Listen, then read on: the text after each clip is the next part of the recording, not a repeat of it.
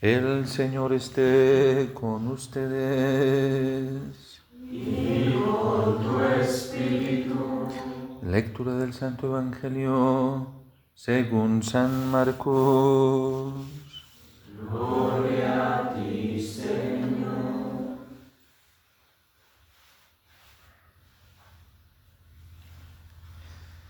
En aquel tiempo Jesús dijo a sus discípulos: todo aquel que les dé de beber un vaso de agua por el hecho de que son de Cristo, les aseguro que no se quedará sin recompensa. El que sea ocasión de pecado para esta gente sencilla que cree en mí, más le valdría que le pusieran al cuello una de esas enormes piedras de molino y lo arrojaran en el mar. Si tu mano te es ocasión de pecado, córtatela, pues más te vale entrar manco en la vida eterna que ir con tus dos manos al lugar de castigo. Y si tu pie te es ocasión de pecado, córtatelo, pues más te vale entrar cojo en la vida eterna que con tus dos pies ser arrojados al lugar del fuego de castigo. Y si tu ojo te es ocasión de pecado, sácatelo, pues más te vale entrar tuerto en el reino de Dios que ser arrojado con tus dos ojos al lugar del castigo, donde el gusano no muere y el fuego no se apaga. Todos serán salados con fuego. La sal es cosa buena, pero si pierde su sabor, ¿con qué se lo volverá a dar? Tengan sal en ustedes y tengan paz los unos con los otros. Palabra del Señor. Gloria a ti, Señor Jesús.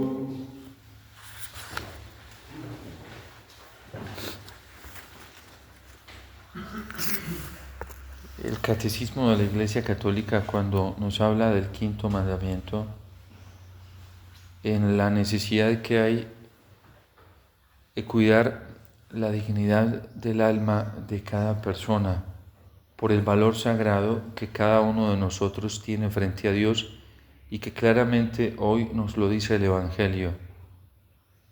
Todo el que se somete a Dios y quiere ser fiel a Él y quiere creerle, y no solamente quiere, sino también se esfuerza todos los días por obedecerle al Señor, por acoger su palabra, por comportarse de manera fiel como el Señor nos pide a nosotros que nos compartemos, se convierte en un pequeño, en un niño.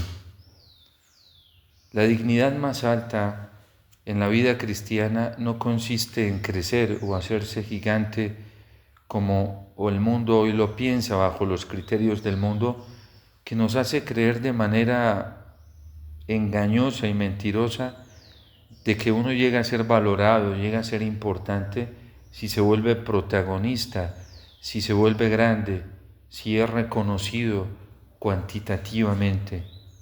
Es una mentira falaz. Contra ello reprocha hoy el libro del Siráside, del eclesiástico.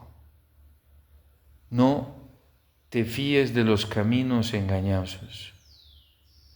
Y no digas que no te vas a someter a otro, y ese otro con mayúscula que es Dios. Porque es verdad que someternos a Dios, a sus mandamientos, a su ley y a su palabra, significa ser poco protagonistas para este mundo. Y no solo poco protagonistas, sino convertirnos en unos anónimos, como se convirtió la Virgen para el mundo, como se convirtió San José para el mundo, como se convirtió Cristo para el mundo. Y en aquel contexto, decían incluso los mismos judíos, ¿acaso este no es el hijo de ese carpintero allá despóticamente? ¿Acaso este no es hijo de María despóticamente. ¿Quién es ella? ¿Qué importancia tiene? Sin ningún destacamiento político, social y ni siquiera religioso. Eso era lo que había en Nazaret, un anonimato. Y los mismos evangelistas nos dan testimonio de esto. La Virgen es grande para muchos de nosotros porque Dios la ha enaltecido, porque es Dios quien la ha exaltado, pero para el criterio mundano no es importante, o es importante mientras ella se ajuste a los criterios de este mundo, y hay quienes la utilizan para su propio beneficio.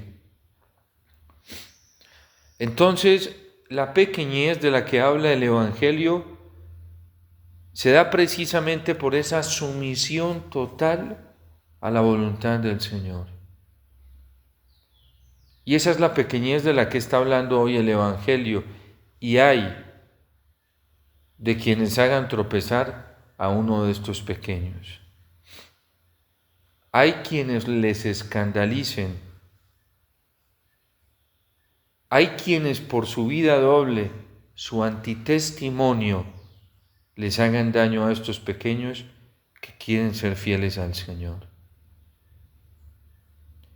Tenemos que pedirle mucho al Señor porque el escándalo es condenado muy severamente por el Señor. Y el mismo libro del Eclesiástico nos dice, cuidado con la presunción, porque así como es grande la misericordia del Señor, de la misma manera es su severidad. Así como es grande la compasión del Señor, así de grande es su justicia. Y hoy lo está diciendo Cristo, que es el juez. Hay de aquellos que escandalicen, porque más les valdría que le colgasen una piedra de molino al cuello y lo arrojasen en el mar. Lo está diciendo el mismo Cristo, que acoge a las multitudes que ve descarriadas y se compadece de ellas como ovejas que no tienen pastor, y de él mismo está saliendo este criterio severo de que alguien que sea escandaloso, más le valdría que le amarraran una piedra de molino y lo arrojasen al mar. Dentro de nuestros criterios relativistas del amor, de la compasión y de la misericordia, un juicio de esos nos parece demasiado severo. Y eso hace precisamente la caridad. Es que la verdadera caridad de Dios es justa. ¿Cómo va a premiar lo mismo al que se esfuerza, al que sufre, al que derrama lágrimas, porque quiere ser fiel al Señor, porque todos los días le quiere obedecer al Señor, porque con sus limitaciones, imperfecciones, quiere algún día llegar a ser como el Señor?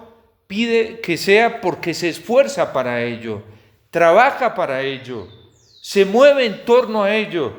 ¿Cómo le va a dar el mismo premio a una persona así que a otra que no le importa porque dice Dios es misericordioso y yo sigo haciendo de las mías, pecando, y puedo seguir con el mundo, puedo seguir afanándome por las riquezas y los afanes de este mundo, que no importa, igual Dios me va a perdonar y no tengo necesidad de entrar en ese fanatismo, y no tengo necesidad de entrar en ese rigorismo, y no tengo necesidad de entrar? ¿Cómo le va a dar Dios el mismo premio a alguien que lucha todos los días por serle fiel en la Eucaristía cuando a otros no le importa?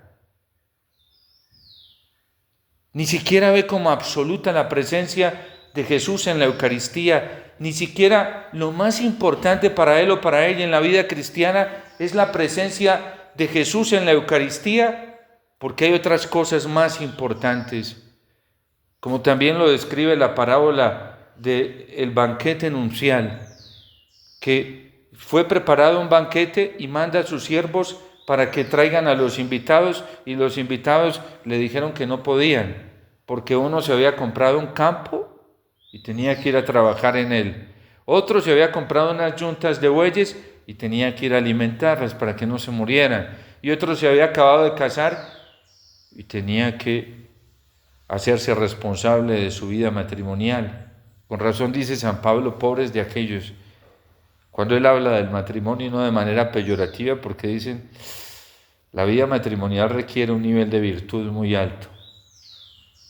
Porque serle fiel al Señor y tener el corazón del Señor sin dejarse arrastrar por los afanes de esta tierra y humanos no es tan fácil. Se necesita orar mucho. Y dice San Pablo, el casado se preocupa de las cosas de su mujer y de cómo agradar a su mujer y solamente tiene tiempo para eso. Y fácilmente resulta descuidando al Señor. La casada se preocupa de las cosas de su esposo y de cómo agradar a su esposo y muy fácilmente termina descuidando al auténtico esposo, que es el Señor. Y entonces, ¿qué dijo quien preparó el banquete? Pues esto no se puede dejar preparado. Vayan, estos eran los convidados, yo lo había preparado con mucho amor para ellos, pero no quisieron venir. Vayan y traigan a todo el que se encuentren en la calle. Vayan, llamen lisiados, cojos, ciegos, todos llámenlos y tráiganlos. Y se fueron y los trajeron todos.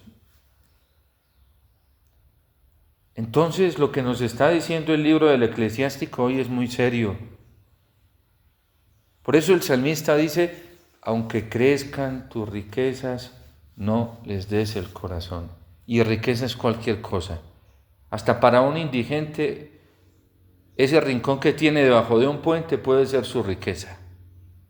No creen que porque no esté en un techo y no tenga las comodidades que otros tienen, no es apegado a nada. O el que fuma marihuana y no quiere dejarla. Esa es su riqueza. O el que es adicto al celular y no quiere dejar el celular, esa es su riqueza. Y aquí vienen una cantidad el mismo pecado. Por eso dice, yo no voy a dejar el pecado porque Dios es bueno. Cuidado con la presunción. Cuidado, porque hasta el pecado es una riqueza. ¿Por qué hay gente que no deja el pecado? Porque esa es su seguridad.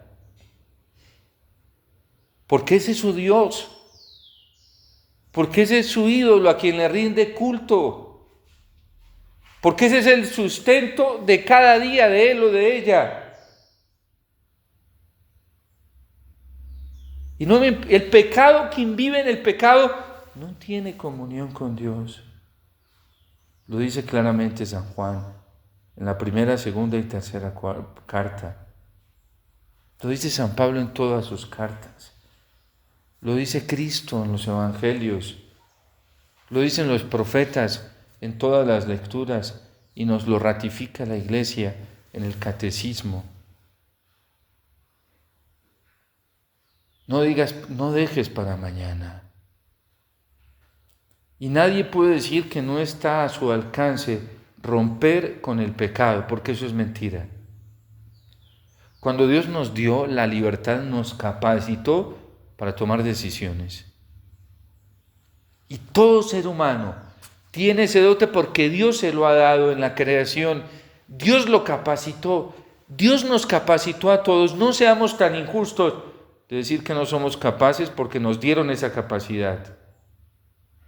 Y la gente y predicaciones donde se repite es que la conversión es una gracia de Dios. Claro, es una gracia donde tú te debes dar cuenta que ya te capacitaron, pero algunos dicen que es gracia para decir es que a mí todavía no me ha llegado. Y hay sacerdotes que predican eso. Y hay obispos que predican eso. Es que a mí no me han dado la gracia que le dieron a San Pío de Pietrelcina.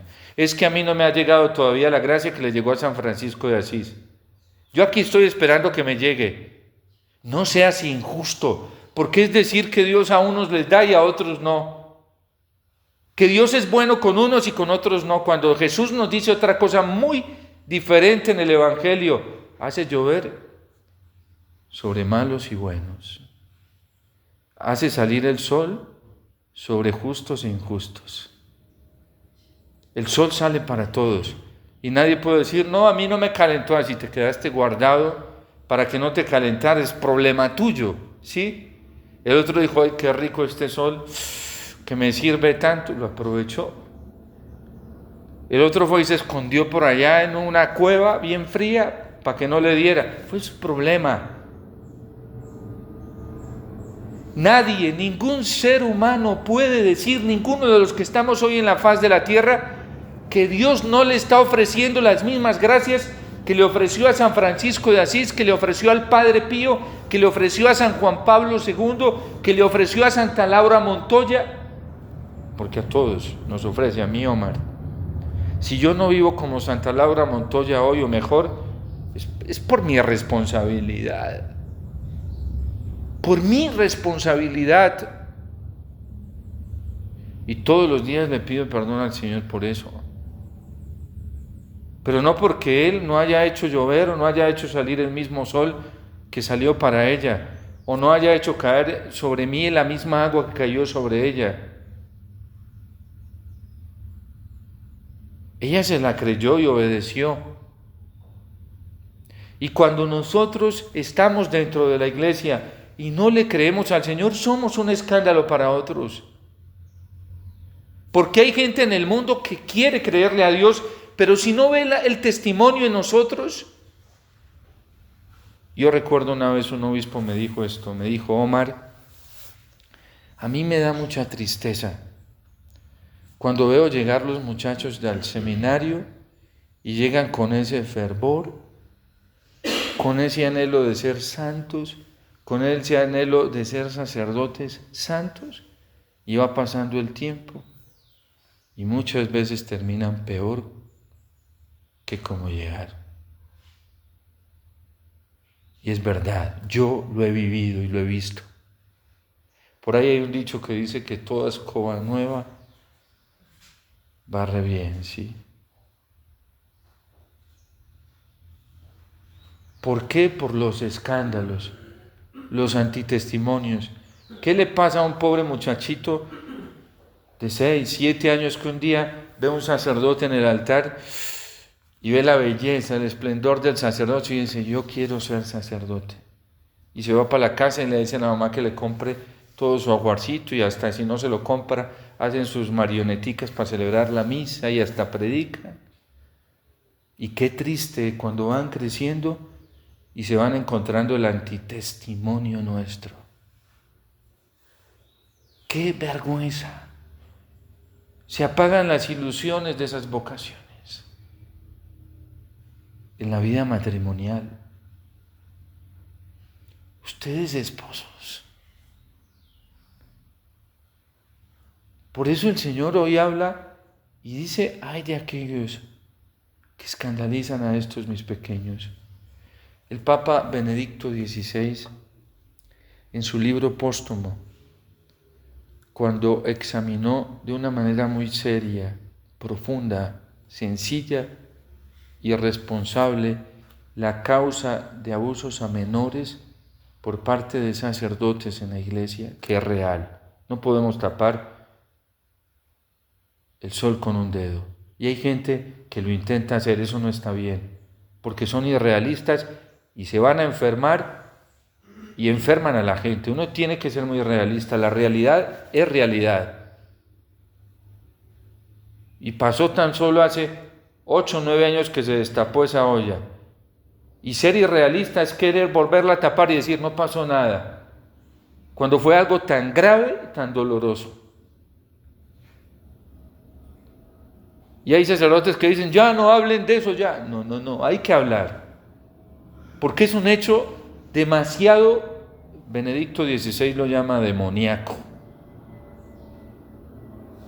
Papa Francisco también ha sido muy fuerte.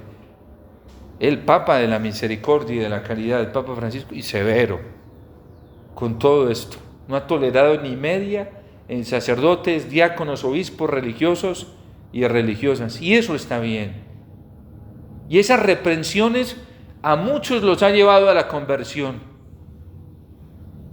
Yo he ido a confesar sacerdotes en la cárcel, arrepentidos, y eso está bien.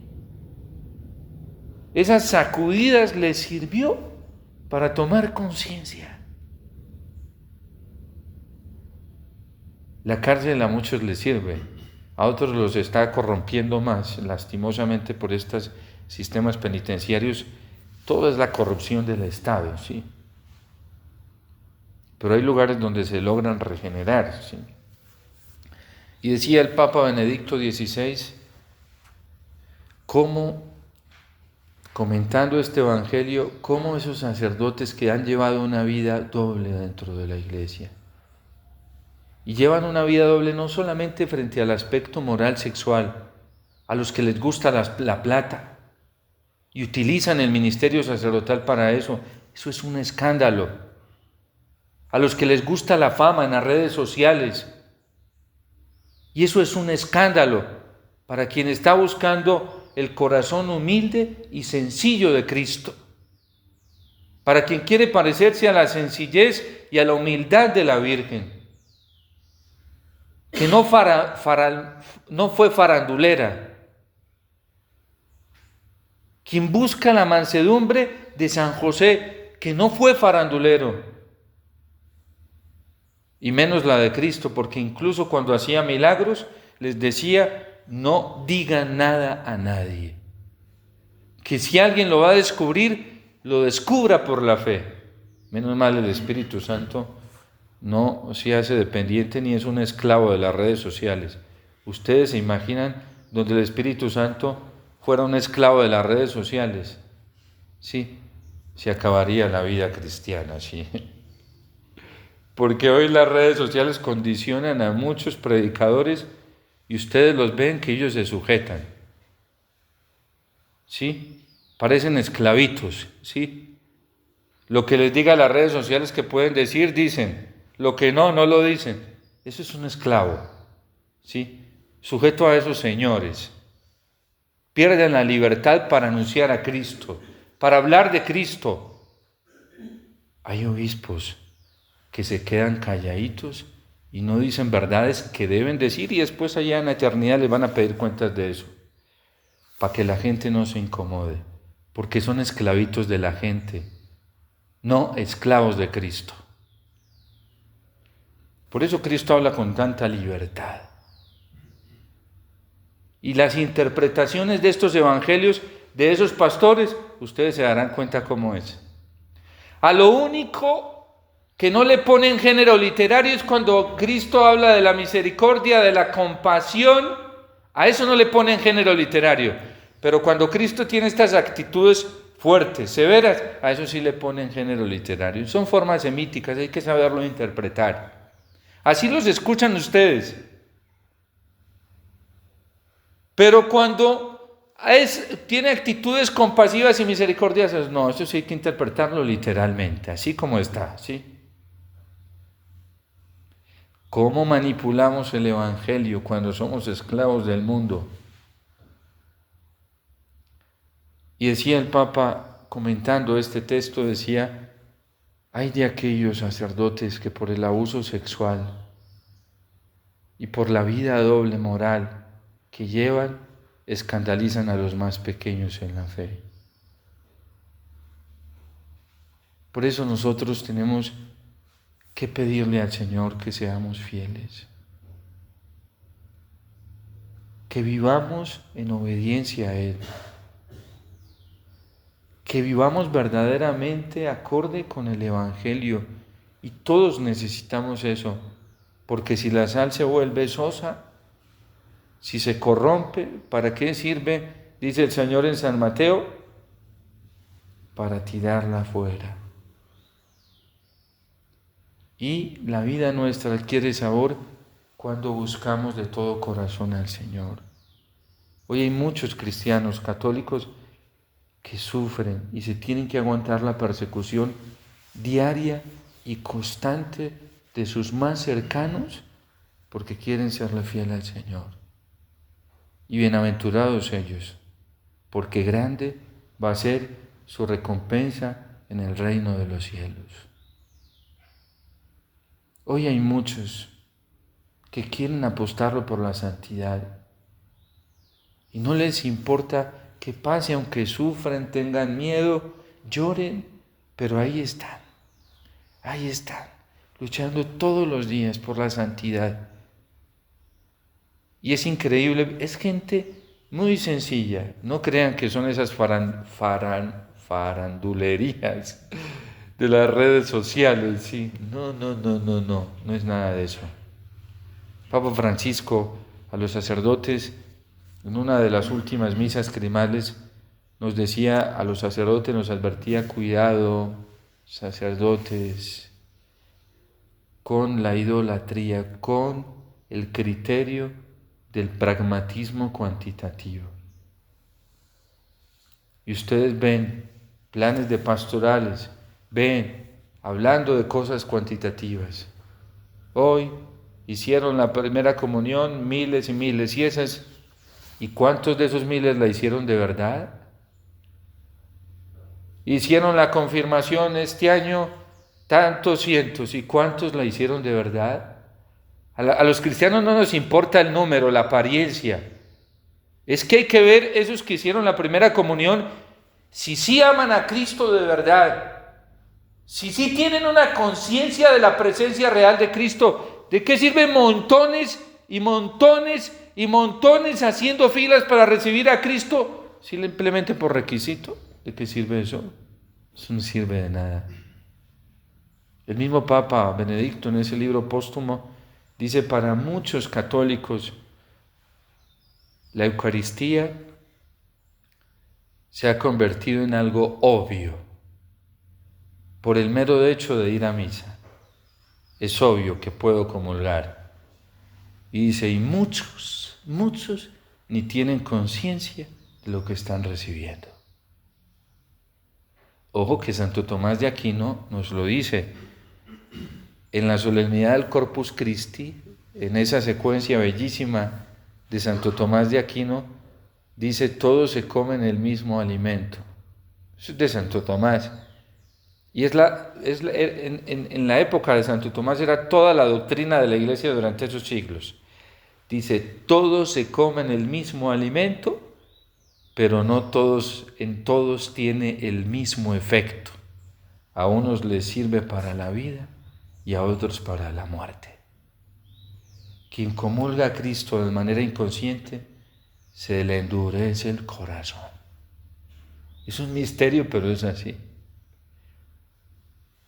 Porque al Espíritu Santo le duele que alguien se acerque a Cristo y no tenga el respeto por su presencia real y divina. Y se les endurece el corazón.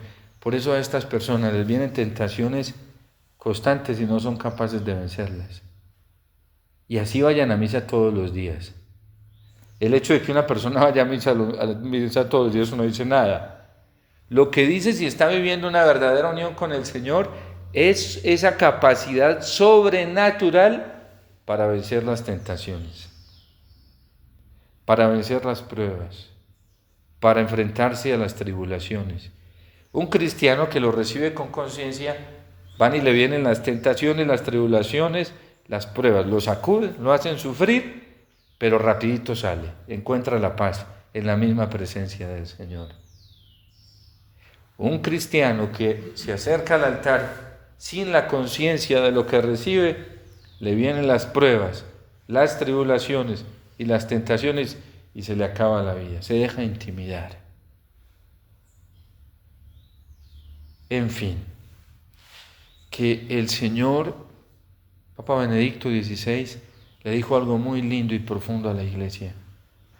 Su libro póstumo dice: no necesitamos inventarnos otra nueva iglesia. Eso ya lo han intentado hacer durante siglos y no ha servido de nada. Es necesario renovar la fe en la presencia real de Jesús y en la Eucaristía. Por eso, que el Señor pueda encontrar en nosotros un corazón muy dispuesto para que pueda hacer maravillas. Que seamos sal. Que verdaderamente nuestro testimonio de amor a Jesús en la Eucaristía atraiga a otros hacia el único remedio que quita el pecado del mundo. Y si este remedio quita el pecado del mundo, el mundo se sana, la Iglesia se sana y el mundo encontrará la paz y la Iglesia encontrará la paz es que el problema hoy de tanta división y violencia tiene un solo nombre y se llama pecado, ¿sí?